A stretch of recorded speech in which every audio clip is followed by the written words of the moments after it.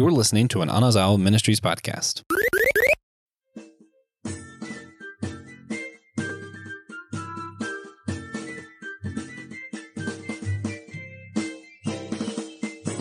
Should we trust the government when they tell us to stay inside the walls to protect us from giant cannibalistic monsters?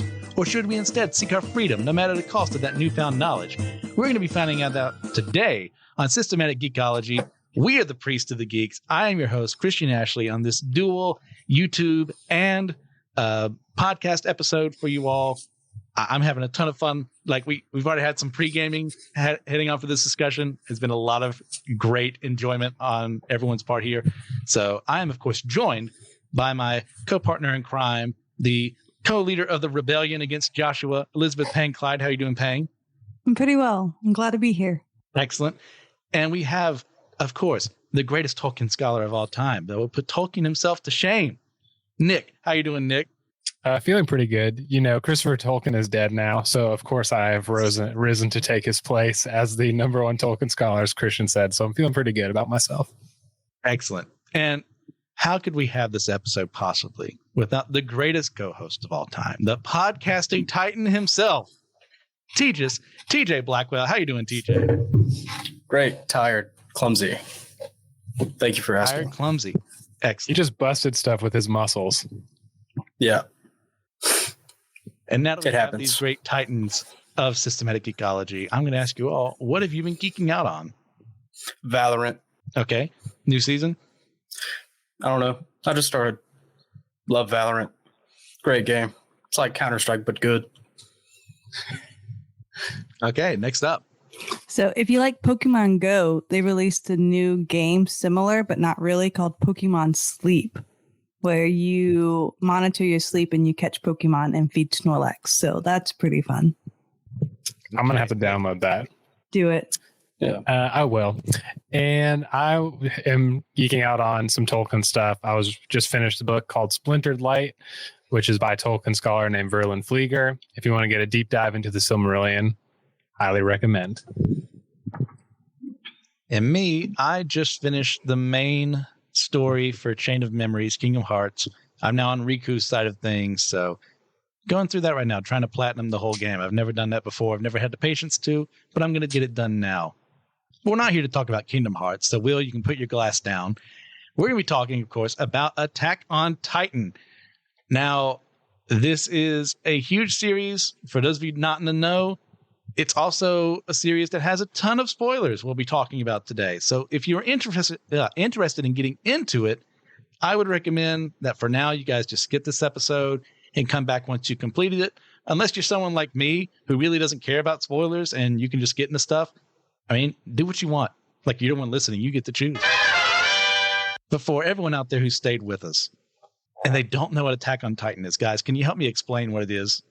Who wants to go first? I can go. So, Go, TJ. Attack on Titan. Well, we get dropped into this world full of giant, naked, neutered, cannibalistic humans. And we follow the story of Eren Yeager in his quest to, free himself from the reigns of giant, naked cannibals. Basically. So relatable. Anyone else? I like the giant naked cannibals to his description of Titans. And I think Eren is, as an anime young boy protagonist, is surrounded by friends who also join him on the journey to free themselves of neutered, naked giants who are cannibals. And I think that I'd also say that they fight against government conspiracy, as well as we get to see a anime protagonist become like a Walter White anti-hero type of person. Yeah. Yeah, the series as it goes on definitely gets a lot deeper than most, because this kind of starts out like it could be a shonen, and then it becomes clear that it is not. Thank you. Anything you want to add before we go on? No. I mean, I think they covered it. right, I love Levi. That's about it. Yeah, good answer. Good answer. Amen. Of course. All right, so everyone, how were you all introduced to the show? And we'll go in reverse order this time. Pang, you go. So I just started watching it on Netflix, and my husband was very concerned for my mental health, as literally naked cannibal giants or biting people in half and just Rip crushing Marco. people. And then it's just I love the animation, like the eyes whenever they like feel distressed and they just have the lines and like the big bags and stuff. It makes it so serious. And this is actually one of the few, I wouldn't really classify this as horror anime, but I know some people might think kind of horror with the grotesque and whatnot. But this is one of the few animes that has crept in my dreams and like has given me like a nightmare. I've dreamt of Titans attacking before. Oof. It was Definitely not some horror enjoyable. elements in here. Yeah, but this was like, and I've seen some horror animes, but this is like one of the few who encroached on my dreams. So pretty marking. All right, Nick. Yeah, this came out. The anime came out when I was in college, and so my sister is a huge anime person, and so anytime there is a new anime on the scene, my sister usually texts me about it. And she's like, sends me a meme or a video, and I'm like, "What is this?" And she's like, "What's wrong with you? Go find this immediately." And so I did, and devoured season 1. That I think it was my junior year of college. And just destroyed it. And then, of course, here we are 10 years later, not even having the second part of season 4. And so it's just, painfully waiting for the new content to come out. But yeah. Jay? Yeah, so this is one of the very few things that I remember like vividly as to like how I was introduced to it. Because it was 2013, my freshman year of high school. And you're all old. And Jerk. it was, That's when I graduated college. yeah. So That's when I got married. I was 13 years old. So we're in ROTC because, free gym credit. And my friend Cameron, current roommate, was like, I was talking about Titan AE, which if you've never seen is a pretty Excellent good movie. pretty good sci-fi like early CG animation movie. I love it. But I was talking about Titan AE and he was like, "Is that related to Attack on Titan?" And I was like, "What is Attack on Titan?" And we're walking like up the bleachers to run a lap on top of the gym. And I really thought so for a minute. I was talking about it. I was like, "Yeah, no, it's possible."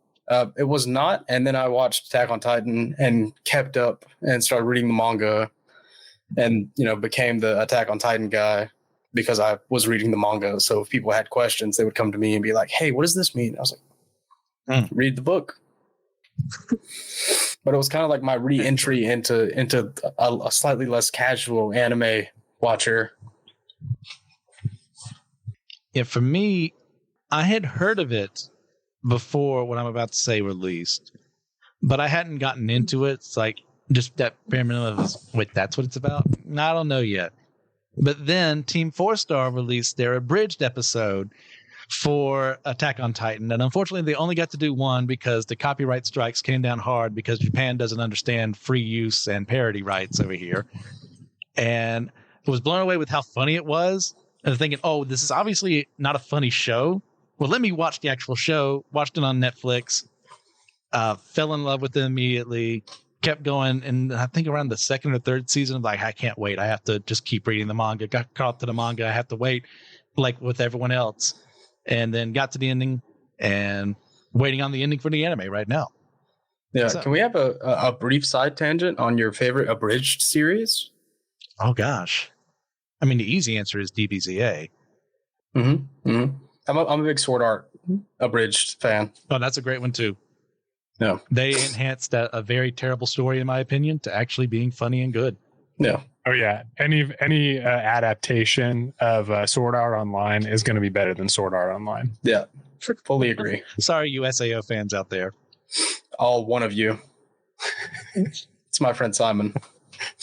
Dang, I think I know the answer to this. Have you ever watched an abridged series? Absolutely not. Yeah, that's what I thought. Okay, so moving on to our actual discussion. Let us all, just as quick as possible, go through the basics of how Attack on Titan starts from the political scene of things, since we're doing a primarily political episode on it. And then let's get into how things go later on. Because, as I said earlier, there's some huge twists coming along the way. So who wants to go first? and tell us, like, the politics-wise, how do things start in AOT? Secrecy. Always secrecy. And so I think when I think of the politics that start, besides like the wall system, because the inner wall, you are kind of like the higher class you are. And so I feel like that's the most introductory of politics, because they have the class and social system that you learn more about. Yeah, I feel like that's really all we get for a little while is like you learn what the politics are like geographically. Because, you know, you have the three walls, then you have the cities on the outside of the walls. And it's just kind of implied at first that if you live out here, they don't really care about you. You're just human, so you get to live in the wall. Yeah, you're not Titan food. Yeah. Yeah, I think it's, you know, we start off with Eren and Mikasa and Armin as children, right? And so our understanding of the political stuff is very from a child's perspective. And of course, it grows as they get older. But it's this kind of like, we already know that the government, as governments tend to be, very secret, not the right stuff's going on, maybe some corruption. But I think there's still a sort of like admiration for military, you know, agents of the state type of a thing, where they're like, oh, we want to be members of the army and stuff like that. And so I think if we see that at the beginning, where this healthy skepticism, but also like an admiration for what the government is trying to do for the people, quote unquote. And then later on, it gets all upturned. Yeah, and you get like more hints of it when the other scouts are talking about, like, or scout recruits are like, yeah, I want to be part of the military police, so I get to live nice and comfy inside the wall, protecting the elites. Oh yeah, but we start really. We see it early on when, you know, the walls are broken into and the refugees have to flood into the other ones. And then there's that scene where a bunch of those refugees are then sent to, like, oh, we're going to regain the wall back from the Titans. And they're really just being sent out to be slaughtered because they can't afford to keep all those people fed in that area. So Armin loses his grandfather and more people die off. And they're some of the lucky few who remain behind and are still alive and capable. And then as Eren becomes the Titan for the first time, we start seeing the military branch, how it works, and the politics behind that of like, oh, but we're just going to execute. He's just a Titan. We have to execute him. Then no, we can use him and make him our own. Like, obviously, Levi comes from a very good place of we should be using this. And you have other people like, yeah, we can totally use him to make things better for us up here. And then from there, we get into the whole mystique behind the actual king instead of the fake king we're shown originally. Like, how do you guys unpack that? Yeah, so I always kind of thought about it as like a shadow government oligarchy type thing until it was like, oh, well, no, okay, there is a real king. He doesn't do a lot, in my opinion, but, you know, he's there. He's the king. They listen to him. He just doesn't do that, but he could. So I don't know. I kind of got lost when it got really political. For like that, it was like a year and a half in the manga, I feel like, where it was just thriller, like dramatic, like House of Cards with giant cannibals. Yeah.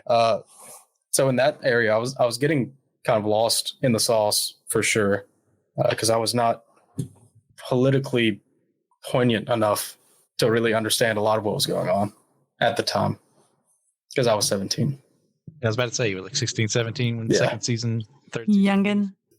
You know, and I think the shadow government is a good way to describe what was going on at the beginning. And I think there's like this understanding of like hierarchy, but like the poor are supporting the hierarchy, and as far as like food wise and economically, right, it's this kind of traditional like serfdom type of a thing. And then of course, you know, they basically are human shields for the rich people and stuff like that.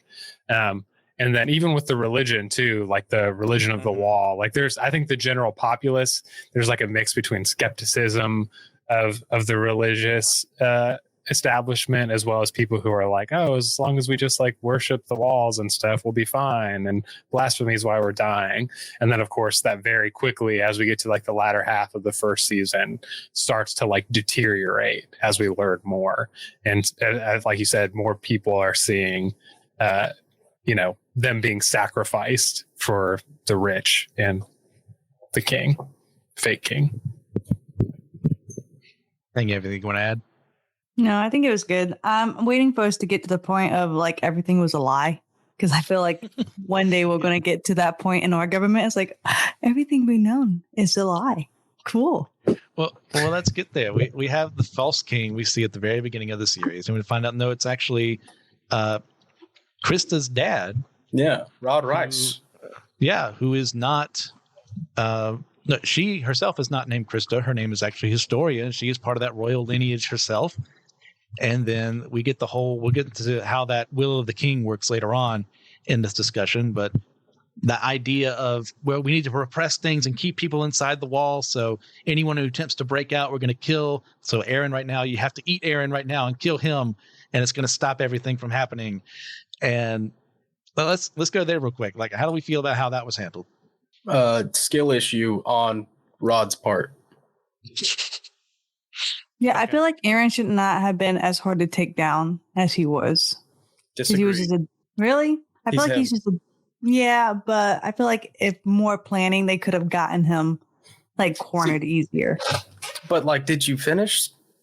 No. See, I'm caught up to the anime. See, I'm speaking on my thoughts, TJ, so let me have my thoughts. Okay. That's right, TJ. Stop trying to control my thoughts. Yeah, they're wrong though. Mm-hmm. Just like you are. Anyway. Wow, I don't ever argue with TJ. This feels wrong. But right at the same time.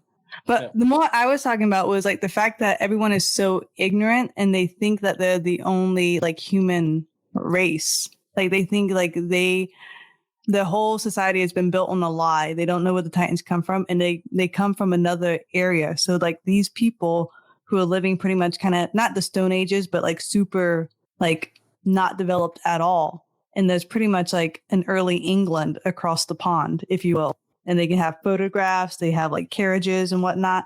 And like I wouldn't know how to take that. It would almost be like, what's that movie when everything's like MIDI or whatever, when his whole life is like a TV show and it's a lie.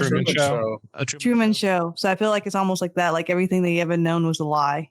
And there was a whole nother civilization. They knew of them, but they didn't care about them. That's wild to me. I think too, it's all of that with both of you said. But I think it's also this 2,000 years of history of like, there's definitely the shadow thing going on, but there's a little more nuance too, where there's some people who've been defending it for so long that they just believe it's the way of the order of things, that even if stuff is a myth, that they've got to protect people and protect them from being eaten. And even people who are higher up who know about the whole geopolitical history before even the viewers do. Obviously those people might be a little more evil, but I think that especially at the beginning, this show shows that like, okay, even there's some sort of like governments tend to oppress and hurt people, even if under the guise of protection, or even people who are like, oh, I've been a part of this established order. It's the way things are. Right.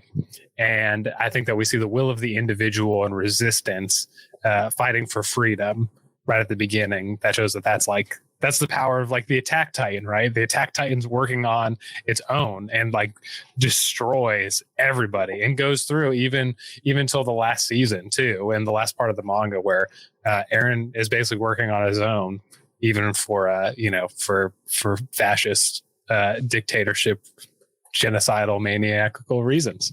Yeah, well, it's his dictatorship now, so it's okay. So true. Yeah. We're Jaegerists. Well, before we get there, we do have to unpack some things first of how they get there, and that's what Pang was bringing up, is that they're not alone.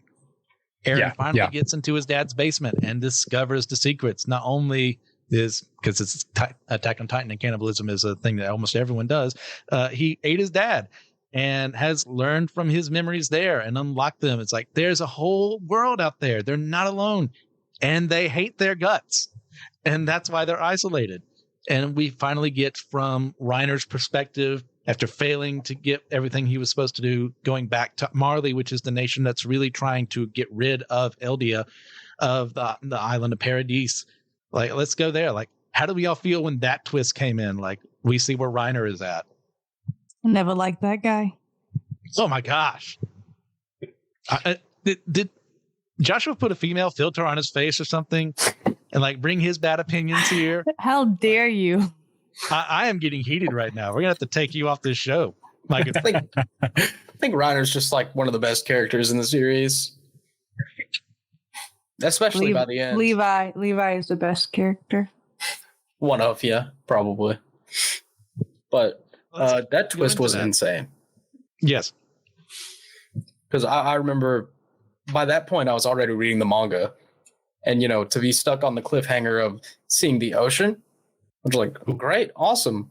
And then the next chapter, we start to like learn that we aren't alone. Or not the next chapter, but it's, pretty soon after that. It was pretty rough. It was a crazy time to be alive and reading. Yeah, I think it's weird to see I think it's was super weird to see all the the new Titans pop up and seeing people that were part of the same group attack and not fully understand, where you're like, what is going on with all this? I don't get it. And when you learn that there's a whole other nation out there that's basically pulling Nazi Germany on another group of people, and it just like you said, it kind of hurt a little bit. It kind of brings a sinking feeling of these characters. Like you said, Reiner, somebody that you like, right? I know I enjoyed his character, and even what's his face, the quiet dude who's the colossal titan, Berthold. Yeah. Those guys were just. Yeah. I think I dislike Bert more than Reiner. Reiner was the one that like was having split personalities, right? I'm trying to. It's been so long since I've like watched this. I was just making sure I had the right one. From the guilt, he was manifesting different personalities inside of himself. I wanted to make sure I had the right person in my head when I were talking about Reiner and Bert and didn't confuse them. Yeah. And I think even someone like Amity, who's a jerk, who's kind of this douchebag, like they're all likable characters, right? They're part of the same regiment. They're working together, apparently for the same cause. And then you find out all of it's a lie. And I just remember, because I think I was so confused when we got to that part. Towards later, we find out everything's part of like this Marleyan thing. And then to watch YouTube videos and analytical stuff online. It was just like, it was a deep loss. It was a deep loss for me. I won't lie. Yeah, it was just like horrible to see that everything they're doing is pretty much for nothing. Yeah, until you realize who Eren is. All right, you guys, everything else you want to add before we go to our next question? Other than this being the most rewatchable series on the planet. Not really. Like, I think you need to watch Attack on Titan twice. Agreed. That does help with a lot of things. All right.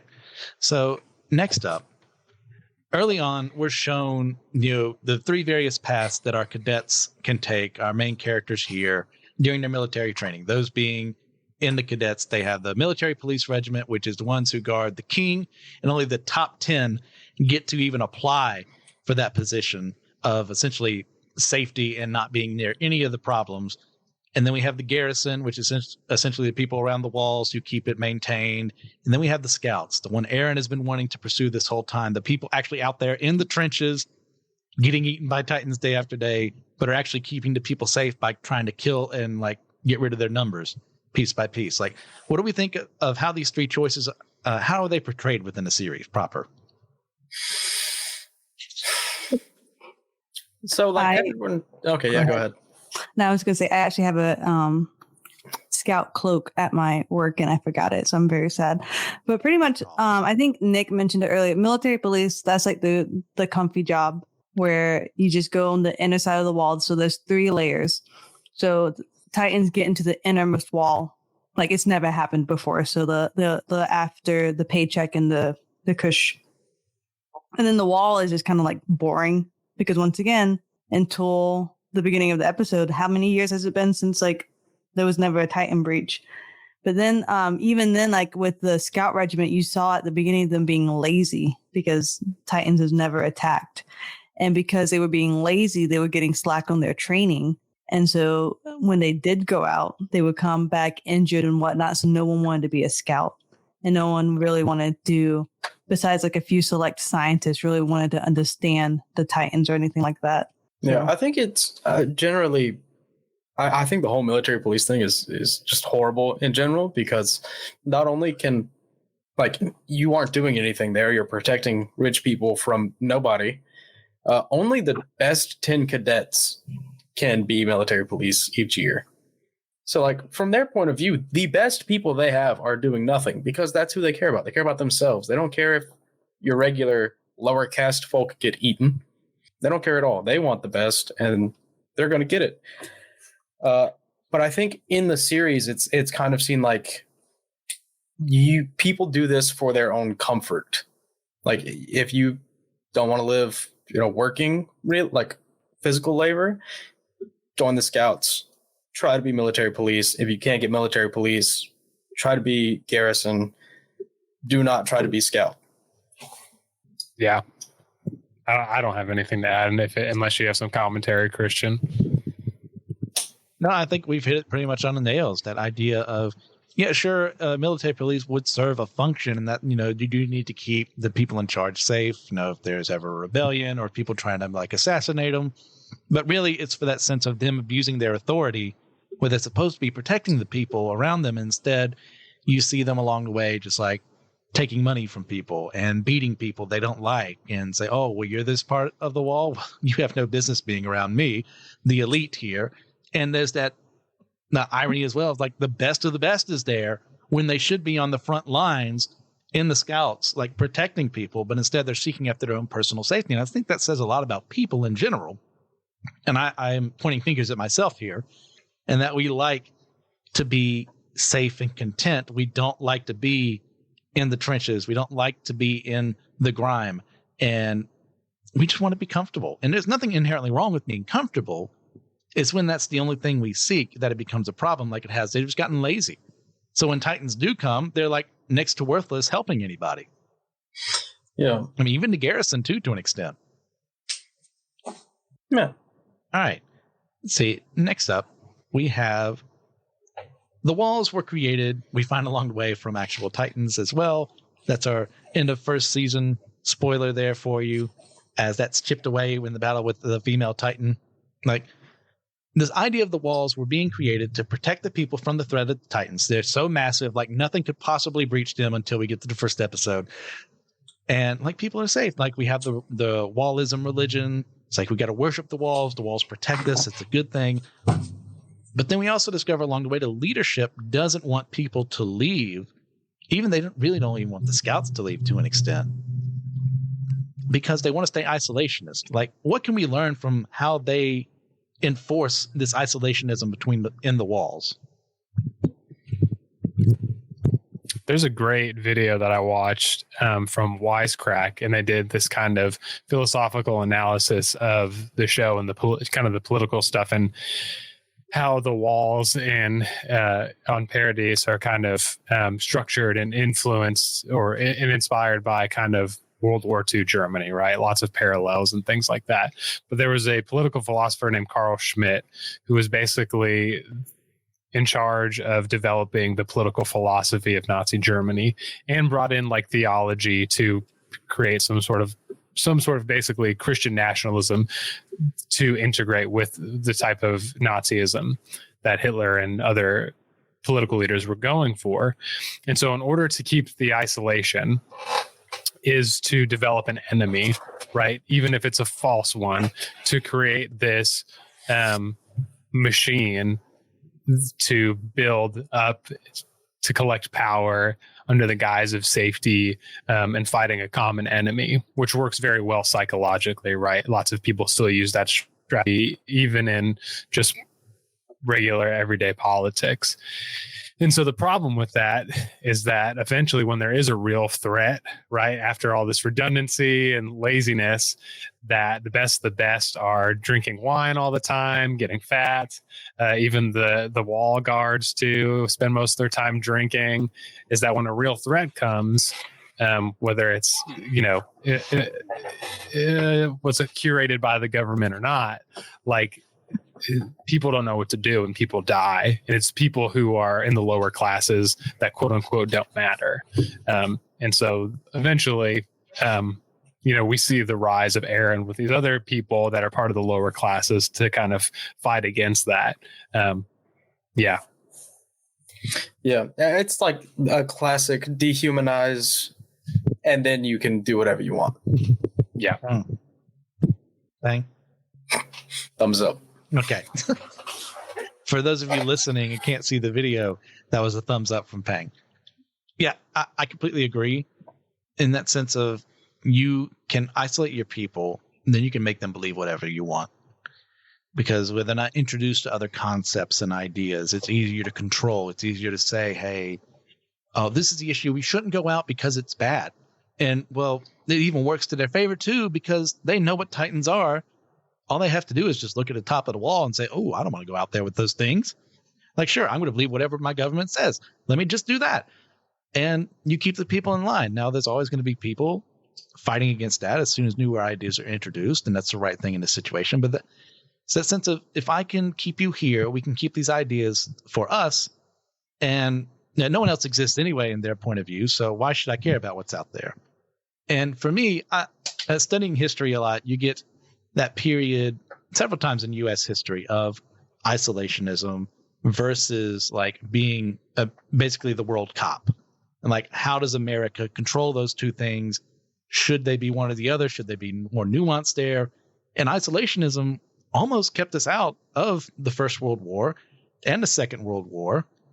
And you'll understand, too, a lot of those people just didn't want people to suffer and die that were American, forgetting that there were other people who were dying and suffering. But you get the sense of, well, we shouldn't be fighting. We shouldn't be seeking that out. But you also get the sense of, well, the Nazis were rising up. The Kaiser was rising up. And pacifism isn't inherently in and of itself going to stop them. Not to say pacifism is some weak thing that nobody should ever aspire to, but there is a way you can pursue pacifism, but also want to stop people who would abuse your pacifism. And that's one of the things we learn not only from our own history, but from this is like, if they just stay the way they are, eventually, well, the Colossal Titan got through. What's to say the next one doesn't get rid of them all? Yeah, it's kind of like, it's really a good example of Plato's cave, isn't it? Is it Plato? Yeah. Mm-hmm. But this is your whole world. This is all you get to see, and we're in control of it. So there you go. It's like this does the same thing as burning books. Mm. You're getting rid of information. You're limiting information. They only get to know what you tell them, and what you tell them is, we're alone. It's not safe. Stay here. Do what we say. Work for us. Make our food. Sacrifice your life. Yeah, it's that same thing too. If you read something like the Communist Manifesto, or there are plenty of other things, just not that's the first thing that popped in my head. It's like, control the education, you control the minds of the children, and therefore what you say goes. And once again, that's just not me bashing communists. There are plenty of other people who use the same exact principles to put their own points of view on children, to point their own points of view on the people, and then they can believe whatever you say because they're already predisposed to think what you want them to think. Yeah, like Florida. So true. Keep it political. And I think too, that's why part of just why this show is so good for like a sandbox, because it's and there's so much room to explore all of these things in dealing with power and governments, and it's so universally applicable to just about any type of political system you want, right? To see, here's the problems with American democracy, here's the problem with communist China, etc., and where bad governments participate in bad stuff, and we get to see it on full display in Attack on Titan. Yeah. The moral, I think, is that there should be no government. Ooh, hot take. So not Jaegerism, anarchism is the way, according to TJ. Yeah. Hot takes on our primarily political series. Yeah. I like it. Soft anarchism, though. So do you think no government at all, or just or a little bit of government? No, still no government, but let's be reasonable about it. Okay. Yeah. The impossible. I like it. Yeah. All right. So we find through the series, as Historia and Aaron both find about not only her origins, but his dad and how he tried to stop the actual king of the nation from staying in this isolation and letting the people just stay ignorant of the world out there, that whenever someone becomes the king, taking the powers of the founding titan, if I remember correctly? Yeah. Yes.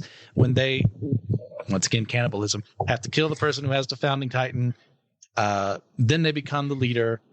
Even if you had this idealism within you, like we saw Historia's sister, whatever her name was, from before, like when she took on the founding titan's powers, she lost that because it was overwritten by the will of the first king, Fritz. Now, is this a metaphor for corruption of those who seek power? Or is there something else in this idea of you seek power, but then you're taken away by something else and you become something you never were before this moment in time? Yeah, well, I think it tries to make a point out of your perspective on things change, so your stance changes, because you get access to like all of that information that the first king has. I'm pretty sure with the founding titan, at least. Yes. Yeah, and then not only does it literally overpower you, but that would have to be a very compelling argument to like change your stance, is instantly becoming another person, literally. But still yourself. You take on, I mean, they even said you take on their will. So it's almost like mind control, brainwash, if you will. Like you're still a little bit of you, but now you are like that person. And so, as TJ said, you see the whole picture, kind of like with leadership. Whenever you are an entry, even if you take church, for example, when you just attend the church, you can see everything that sucks. Why the heck are we doing this? When you start working with the church, why are we making these boneheaded decisions? But when you are leading the church, you see everything from a whole different perspective than the ones below. So I feel like that also, like to have all that weight, and then also the psyche, they're probably going a little insane too. I would want to kill everyone too, personally, me. The full Kino on them. Yeah. I think too, like it's just an interesting, I think because we're in the 21st century and kingdoms and royalty are pretty, no one really believes in them really anymore, except for strange people in the United Kingdom. And I think that probably there's definitely this critique of like monarchy and inherited power, right? But that even things that we interpret as in like lineage and stuff, it had to begin somewhere. And I like that it started where it was like this girl had power and then it was commandeered basically by her dad, right? It's this classic like, I'm her tribe. Leave her tribe. Okay. And it's just, I think probably there's some subconscious probably critique of patriarchy there in a little bit, and just more of like anytime, even if it's negative power, like if a girl or a woman has it, some dude is going to come along and be like, that's mine.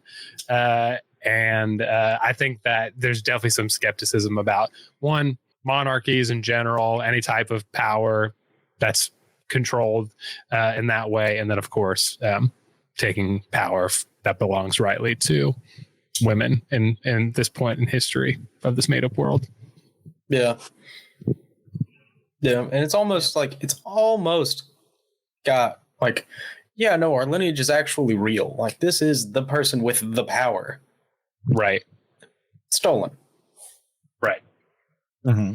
Yeah, it's one of the things we do learn along the way as we finally tap into the history of the Eldian people, is how it all started with just this little slave girl, Ymir, who, out of a mad love for the leader, her king, or of this chieftain of this tribe, I can't remember the exact title he had, starts an empire that he uses her and abuses her for his own ends, and even having children with her and enforcing those children to take her and eat her. And that's how the power of the Titan is spread over time into various forms until we get to the point where the Eldian Empire is taking over the entire world, basically massacring people right and left if they don't listen to them. And then they start losing because people use it against them. They're able to take that power for themselves. And then King Fritz thinks, oh no, my people are all going to die out. Well, let me just make this deal where I stay over here and then I enforce my view on everyone else because I don't want to cause the mistakes of the past. And even someone like Frida was her name, who wants to change things, can't, because she is overwritten by 2,000 years of history that says, no, do this instead.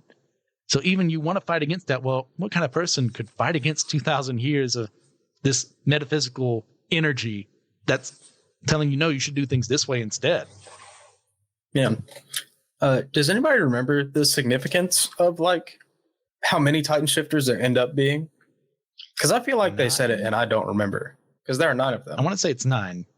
Mm-hmm. It's 9, but I can't remember if Numerology-wise, I don't know if that has any meaning. 9 tribes of Israel. Not even close to being true. You know, Kingdom of Israel, there are 9 tribes. 9 ring rates, 9 members of the Fellowship, maybe an allusion to Tolkien. I don't know. It's just like the numbers seem significant. It's like there are 9 of them. You get it. You live for 13 years. That's, I don't know, pretty specific. If you guys know, listening, be sure to leave a comment and say, hey, this is what it actually means. Yeah. We're always happy to be corrected here.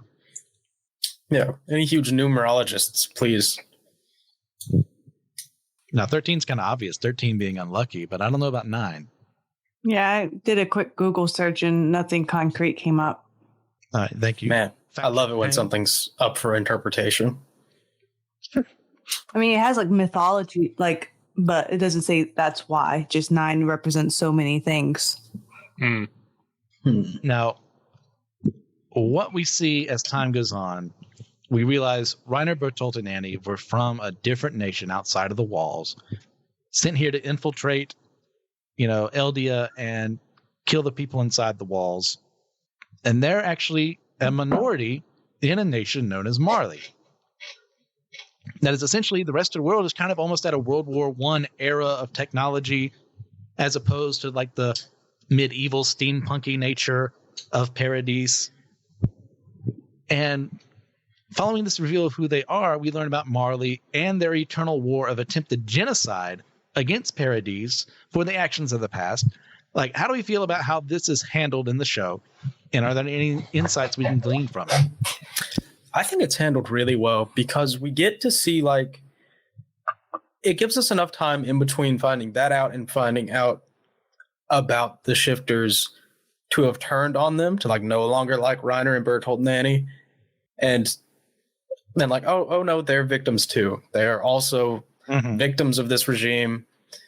They've been, taken control of. They are doing this so that they can live. And it just kind of, it's ambiguous. It's too gray for me. So I just choose a side. Right. No, I did like them better, because once you know someone's story, then you have empathy. You know what I mean?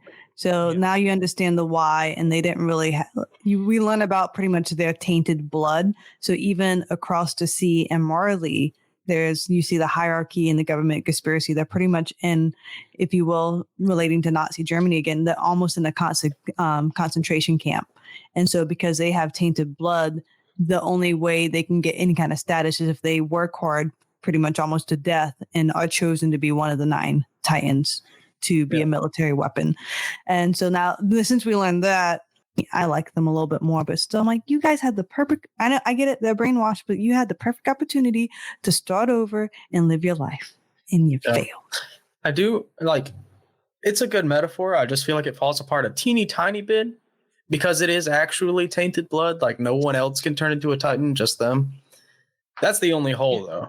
It's kind of that thing, too. Sometimes mutants in X-Men kind of get used as oppressed figures throughout history, but not once have I ever met a gay person who could obliterate me with I-beams or, cause a disease to just show up on my flesh one day, or, what other oppressed minority group.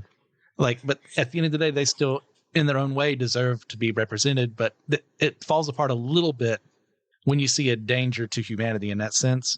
Not that I would ever say be pro Orcus right now or pro Sentinel, but you understand what I'm trying to say there. Yeah. Yeah, just like the teeniest, tiniest bit. Like, it's still good metaphor. I think it needs to be out there. But, they can turn into giants. But only by eating the other giant. If they don't just turn on it for their will, they have to have the injection too, right? Yeah. But it can randomly go to any Eldian who exists if that person dies and they haven't been eaten. Yeah. So that's one of the big paranoid threats the Marleyans see too. So they always try and guarantee someone can be eaten to transfer the power. Sorry, Nick, you didn't get a chance to go. No, this is good. I think that y'all know the lore a little better than I do in this part, because I was talking to Christian beforehand about how the jump to understanding Marley, as we see later, was very confusing when I first watched it, and I had to like rewatch season 3 and then kind of read stuff in between. So I think it's handled decently. I think one of the hard parts, because it's weird, because I'm normally like a big anti-hero kind of person and like to learn and empathize with villains, but because like everything about each character and the atrocities they commit, including Aaron, is so evil. Like what it is, understand, like you look at the sociological and economical and geopolitical stuff that brought about World War II Germany post World War I, right? As this like economically collapsed, ravaged country with nothing to aspire to until some, crazy person came up and gave them a bunch of ideas that they could believe in. And so, I see this stuff and I think it's done really well, because I think it reflects how trauma and atrocities and tragedy motivates political strategies, micro and macro, to keep things in control for the protection. So it makes sense, but also I'm like all these political leaders, and it's weird because I'm also like a soft universalist. Like I'm somebody who believes that eventually all will be saved because they're going to respond to God's grace at some point. But I'm like, these people all need to die. Like Aaron, execute them. Freaking the Marleyan leadership, die. The Fritzes, just go. Yeah. Just end it all. Yeah, there are so few people. Well, not people, there are regular people in the show, but as far as named characters go, there are so few of them that aren't terrible. Yeah. Armin and Mikasa, maybe they got issues, but I would lay my life on the line for both of us too. No, but even Armin, he's like, Armin, go bomb the civilians in this area, and he's like, true. Well, if I have to. True. But there's a lot of gray morality in this series, which does enhance it to a bit, but can also in some way make people stop caring if it gets a little too bleak. There are some people I know that stopped reading and watching around this time because things got too gray for their own good, in their opinion. I think ultimately it works itself out, and there's still people you pull for that are more on the white side of morality versus, with seeing things in a black and white stance of the pure black is evil idea. And I think it works ultimately there. But anything else you guys want to add there? Yeah, at the end of the day, it's like the most effective protagonist U-turn I think I've ever seen, because Aaron really genuinely turns into someone you do not want to cheer for. Yes. To some people, not me. But, Yeah, I was talking to Christian. I think it's effective. We hate him at the end, right? But I think that like it feels a little Daenerys Targaryen season 8 for me. And I'm just like, it happened a little too quickly. I feel like we could have spent a little more time seeing how Aaron got there. Yeah. We'll get to the I wanted Aaron to win at the end too. Oh my God. It's like kill them all. I'm ready. Kill them all. Okay, Nick, we were also talking about this. Would we find someone, pure Aaron Jaegerist on their side, wanting to see genocide as the end of the series? We found her. Her name is Peng. She works at... I'm married to a pastor. Leak our IP address. I did that to you. No, I was just like, hey, let's just kill them all. Because I understand his point. His thought is, if we leave any, they're going to come back. History will always repeat itself. War will always be there. The only way we can have peace is if everyone else dies. Because there are more countries, though. But he sent it out to the whole world. He didn't just send it out to Marley. Time. We'll get to the rumbling. I swear, we have time. Rumbling. Kill everyone. We have other things we have to unpack. And now we kind of touched on it a little bit. Is that we see in Marley, the treatment of the Eldian people is a very clear reference to the Holocaust. We see ghettos. We see them being treated as less than and murdered for no reason at all, or seen as inferior race compared to the Marleyan people. But overall, it's not a 1-to-1 because there are some differences there. And that when we look at the history of the show, well, the roles were reversed several thousand years ago. Well, the Eldians were the ones doing it to the Marleyans. And this just created this, as we did talk about earlier, this endless cycle of revenge and death. Like, how do we feel about how that changed the story itself, learning about this past? Like I said earlier, no one here really deserves to win. Yeah. But should the It's people just- of today be affected by the sins of their ancestors? We are right now, Are you Calvinist? maybe. No, I'm just talking about, even if it's not even just the ancestor or spiritual, like look at our government, look at the economy. You can't tell me the economy is the way it is. It didn't get there. Yeah, I'm because still of us. paying. It got there because of generations before us. So not even looking at a spiritual level, but look how the United States keeps on getting more and more into debt. Like it is because of the generation before us. Yeah, I'm still paying for Ronald Reagan's sins. Another hot take. Okay. Nick. Kill us all. Yeah, me and TJ, I won't jump on the Ronald Reagan hate but me and him could jump on the Ronald Reagan hate, I feel like. But there's other presidents we can hate on too, you know? Yeah, so most of them, almost all of them. Okay, going back to fantasy world politics. I think that it's tough because, like, yeah, the former generations, when we're born in whatever country we are, right, we're born into the political system not established by us or likely our families, but by generations of people, part of different upper classes and things of that nature. I don't know. I think it's very interesting to explore like the cycle of revenge. And then swap places to do revenge again. It's like genocide, revenge. Haha, we flipped sides, and now it's time to perform a genocide and revenge again. And I just don't know if like you can reduce politics in the way that our world is to those two. And I think part of why I have a hard time with this show is that how bleakly it reduces the history of civilization. It's not an allegory, right? But yeah, I just have a hard time with it. It's just so bleak. And I don't know if that's like there is, right? There's only been like a collective of 13 years in recorded human history where there hasn't been a war. And usually it's related to some sort of xenophobia. But I'd like to think there's a little more hope and nuance in the world than just. Yeah. I think the closest it gets is like, you know, when people say, oh, the liberals used to be conservative, the conservatives used to be liberal. That's just like the way it works. Like the liberals come up with an idea that becomes normal, that becomes conservative. The liberals are on something new and the cycle keeps going.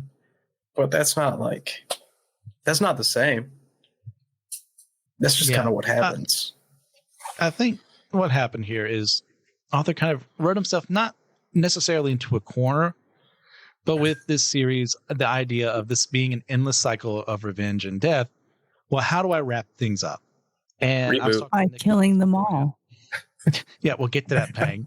Just letting you know. In that sense of, well, how do we solve that now? Well, we kind of can't. Being that humans are humans, there is sin within us all. And no matter what, you can't deny the presence of sin in the world and people wanting to always look out for number one, which oftentimes is not you or me. I mean, because I know that's not always true of me, even though, like Jesus has changed my heart to the extent to actually care about other people and might not be as misanthropic as I tend to be on my own. I can't trust everyone to do that. I can't even trust Christians to do that, let alone myself to do that all the time. So you get that bleakness of, well, it's never going to change. And, well, yeah, that's true without Jesus. So you have a series without him being a focal point here. Well, there is no real hope in that sense. But within the frames of the story, how do we solve it? And we'll get to that right now, as Pang has wanted to this entire time, by bringing up the good old rumbling. Oh, sorry. Rumble. The rumbling. I forgot to. Let's get ready to rumble. All right. Kill them all. Goodness gracious. As the series finishes up, we deal with the repercussions of the rumbling. This being, for those who don't know, where a bunch of these massive titans are used by the attack titan, the founding titan, and pretty much all the other titans that Aaron has assimilated and cannibalized into himself at this point in time, to then go out and massacre the entire world, that everyone who is not Eldian is going to die, because in his view, as time has gone on, as he's learned from the history of the founding Titan and the attack Titan, people never change. They're going to hate the alien people because we have this tainted blood in their eyes. So once we get rid of them, there'll be no more war. It'll be peace forever, which is a very idealistic way of looking at that, and a very cynical way of also looking at it. We have to murder everyone in order for there to be peace. So what are our feelings on this global genocide being something that could have actually happened within this series? I think he could have done a better job. He could have been a better genocider? Yeah, Yes. he could have done better. He was a little sloppy. Falco could have survived. You know, Pretty much it. Go ahead. But Go ahead, Nick. it's not so much commenting on Aaron's abilities to execute the rumbling, but just one of my I think just frustrations of where this show ended up leading to in the manga as well, is that not only does Aaron also neuters like everyone against their will, right? The Eldians, right, can't have children anymore, which adds another level of like, you basically just committed genocide to everyone, not just people that you care about, but also now people can't have kids and they're going to die and what have you. But I think the cool thing about the show is that it splits. It makes society more complex over time. It starts off with this power of the slave girl Ymir. It splinters off. It creates all these problems. Societies develop, cultures develop, and things are very complex. And then it like reduces things to a bleak binary, which is either revenge, or I don't know, what's the other one? Death, I guess. And they both end up being the same thing. And it's like, man, what part of what I think, and I think it's very interesting, but I think that what made the show really good in the first 3 seasons, I feel like didn't really land the plane. What made the show good didn't really instill to the end of the series. Yeah, I would ultimately agree as well. Like, we mentioned several times, Nick and I was talking before we recorded, and I still don't know exactly where I feel about the ending, what I feel, but I do know that I enjoyed the journey getting up here a lot, to the point where I definitely let that taint my feelings on the matter. So, like, frame of reference, I haven't updated this list in a bit, but I think Attack on Titan is my 69th favorite anime of all time, and I'm not just saying that to make a funny number. Yeah, thank you, Nick. Because I'd probably give it like an 8.5 out of 10, not to get to my rating and review out of the way here, but because of how he got here, the characters mean so much to me. The world building means so much to me. The history we learn means so much to me. And then we get to the rumbling, and I'm like, as I'm reading it month by month, as it's being released, it's like, am I supposed to be on his side? I hope not. And you get that bleakness that comes in. It's like, can this story literally end with an entire genocide? And am I supposed to be okay with that? How does this end? And providentially, we find out Eren wasn't really hoping to win so much. He was hoping to have people come together from different nations, oppose him, and get rid of him, so where there could possibly be a peace that comes, because people did have to come together in order to make it. It's also kind of ruined by the fact that there's still that little centipede thing that gifted the Titan powers in the first place. Yeah. And there's always a possibility this could happen again. Yeah, he's just too strong too. It's like, if Mikasa wasn't there, that's it. Yeah, like, so that sense of, I know we are not supposed to say at the end of the day, unlike some of my fellows here, that we're supposed to be on Eren's side, because that's a hollow way of looking at it. Well, if we just look at scripture, there were literally 4 people on the planet, and one had to murder another over something completely and utterly petty. And you expect, oh, well, if we just get rid of all the other nations, we're just going to be at peace, even if I, make sure no one can have children again. That's like a cynically optimistic way of looking at things. I don't know how to word that exactly. Like, it's not going to happen. It was pretty funny though. Not this, just like Cain and Abel in general. Yeah. What am I, my brother's keeper? I don't know, man. Aren't you God? Okay. It's just it was classic. Weird that Eren, classic Cain, dude. Just pull classic Cain. Classic Cain. It was weird that Eren became a like worse version of Thanos. and it's just very strange. And then also too, like Mikasa kissing the severed head spine gosh. thing of Aaron, such a weird way to end that relationship. Yeah, that's, I don't know where I was going with that, but The only kissing scene I do not approve. The only one. that actually fits the criteria of horror manga, horror No, anime. yeah, it's pretty close. Oh my gosh, Bang, you have anything you want to add? No, I just feel like everyone sucks, so everyone should die. See, I think though, if Aaron could find another way to make it happen, he would. I agree with that. And then not even like, Yeah. because go ahead. Go ahead, Bang. Well, because I don't even look at Jesus. I know, like we try and look how to put it in like a Christian spin and whatnot, but there is no Jesus in this anime whatsoever at all. Very much so. So everyone should die. And if it was like, that's not the Christian thing, I'm going to say we all deserve death, but we are saved by the blood of the Lamb. And there is no blood of the Lamb over there. You didn't see Reiner sprinting around Wall Maria for like 3 weeks? Okay, but the walls of Jericho did not come falling down. Yeah, backup plan. He just ran into Jesus didn't exist there because we only really get the perspective of 2 countries and a couple of slightly other ones. Because if you actually look at the map of AOT, it's our world reverse. So this takes essentially on Madagascar upside down. And so there could easily be some Israel analog out there paying where Jesus Christ has died for our sins, and he would have been just killed by the rumbling if you'd let this happen, Pang, in your anger. I mean, either way, he'll die for our sins and in the rumbling. So thank you, Jesus. I'm not sure if that would count. Who are you to decide? Someone make a fan fiction right now. Jesus dying for the rumbling. Not from, but like in. Yeah, that's what I mean. Yeah. We're off the rails. All right, you guys have anything else you want to bring up before we wrap things up? Levi is one of my biggest anime crushes. Yeah, Levi might be the best character in this film. He's the total package. He's 5'2", handsome. Yeah, he's 5'2", so he's travel size, obviously. Excellent. Very he's a hypochondriac. Yeah, he's careful. He loves to clean. He's literally insane. Yeah, I mean, I feel like this is one of my ideal anime husbandos, honestly.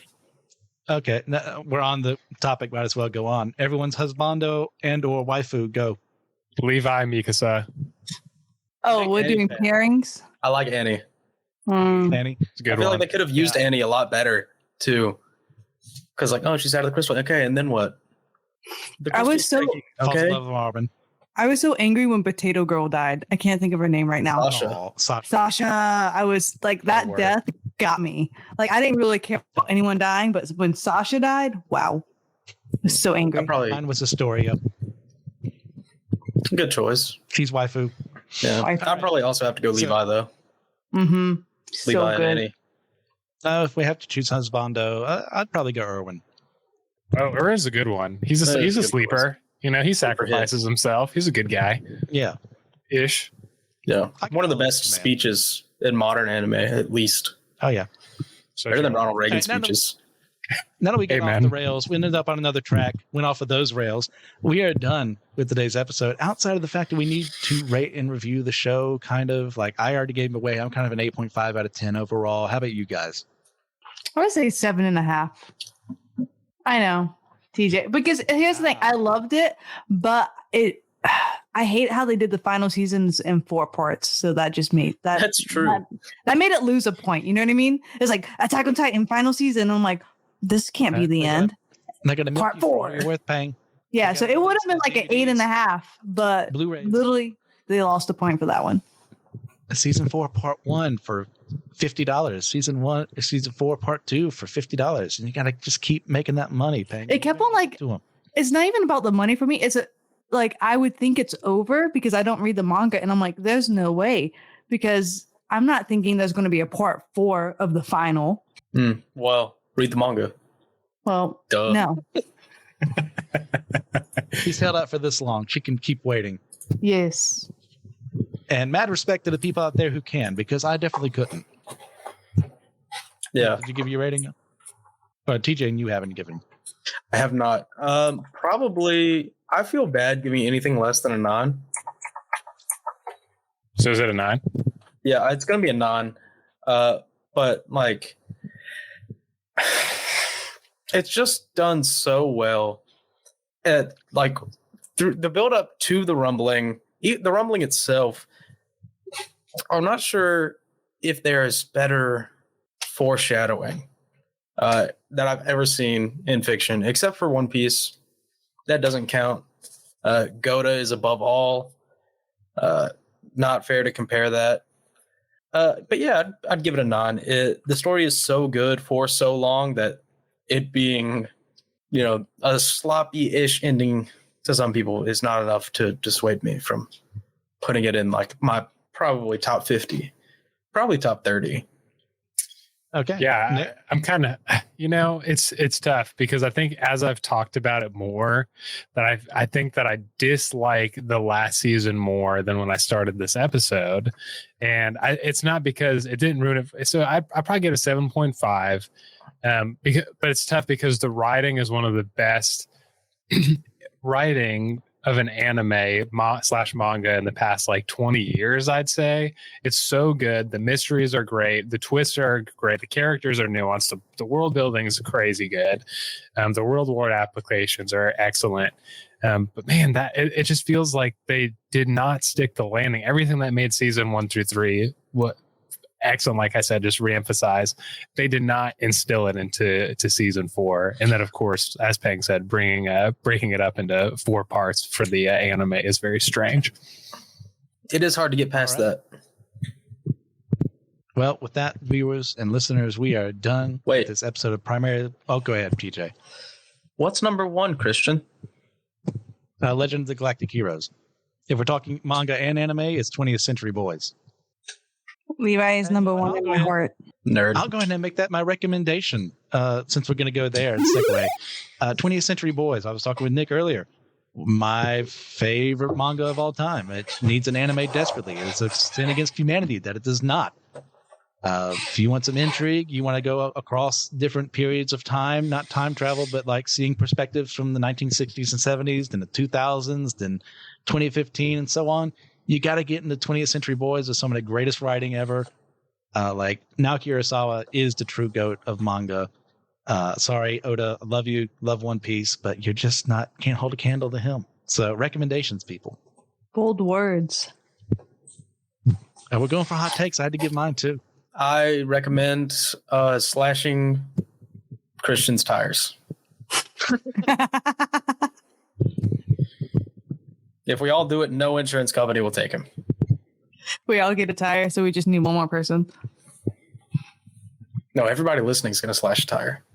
Oh. Every time he gets a new one. It's Being the basic anime bro that I am, that I basically just watch the mainstream anime and a couple here and there. It's like, this is everything that I like. This is the dream right here. I am seeing like the cage match of what it means, like anime people like wanting to kill each other over strong anime opinions, and I love it.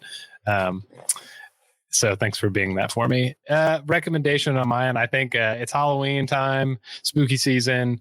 I'm a big Rare fanboy, and so Grabbed by the Ghoulies. If you want Rare replay on whatever platform, download it, play Grabbed by the Ghoulies. Very fun game, very lighthearted, and very immature and filled with British humor. Yeah. Play Banjo-Kazooie Nuts and Bolts, the best Banjo-Kazooie game. 100%. This is superior to all Banjo-Kazooie games. This is why I'm glad we don't have to do recommendations based on what we were talking about, because you could think of 2 very different franchises, Attack on Titan and Banjo-Kazooie. No, I was being ironic, though. I could not let it go past. It can't escape my good conscience to not recommend Jujutsu Kaisen right now. Okay. Oh, or the manga. The manga. Oh, you're probably reading the manga, yeah. Yeah. Right. Yeah, I think if you haven't read a manga yet, this is a great place to start, because I can almost guarantee you will not make it till it's animated before you get spoiled. I have. Also, Dune Messiah. If you've read the first Dune book, go ahead and read the second one. I've got my Dune Messiah shirt on right now. Well, dang, son. Didn't know that existed until I saw it. Taking it to the, best genre, the romance genre, I'm going to recommend Rent a Girlfriend. Oh my god! Because since we were talking about waifu, hey, it's in Japan, okay? Like, this is normal. So it's pretty much he rents a girlfriend to pretty much, classic love story, need to impress his parents or whatnot. And they end up, they might end up crushing on each other a little bit. There might be a little bit of fan service, but it's okay. Go watch it. Rent a Girlfriend. You can listen to the episode of Manga Mustard that James and I did, where he covered a recent chapter at that time. Oh, really? Proud of James. And with that, listeners, thank you for everything you do. Please, if you have a chance to leave a 5-star review in your podcasting platform of choice, leave a like here, a comment on YouTube, which you can head to and subscribe to as well. Also, we need help on Patreon and Captivate just to help keep the lights on, help keep things work very, very well, because podcasting be expensive sometimes. And, we can't all be like Joshua and just keep going. Like, it's always so sad. Poor Joshua, like his bank account drains every day without having access to money that helps the podcast flow. It's a very sad state of affairs. But you know what? We're going to do it with your help. If you can, don't feel obligated. I'm not trying to guilt you into it, but I am. Joshua is starving. He just can't make it in this world without your help. But with all that, remember, we're all a chosen people, a geekdom of priests.